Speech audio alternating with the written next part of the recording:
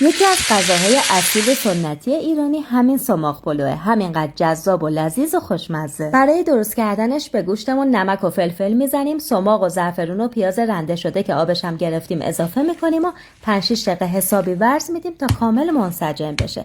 میتونید نیم ساعت هم توی یخچال بذارید بمونه. بعد باهاش قلقلیایی به این اندازه درست میکنیم و تو تابمون که داغ شده میریزیم، با حرارت زیاد چند دقیقه سرخشون میکنیم. حالا نوبت اضافه کردن گوجه هاست که خیلی خوشمزه ترش میکنه.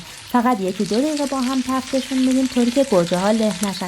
همین موادمون آماده است. برنجمون هم دونتر از همیشه آبکش میکنیم.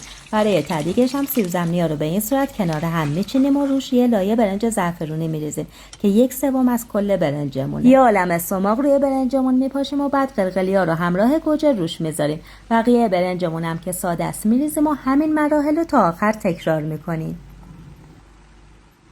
لایه آخرم که فقط برنج میریزیم و چند تا تیکه کرم روش میذاریم. خیلی خوش عطر و طعم ترش میکنه. بعدم دمش میکنیم.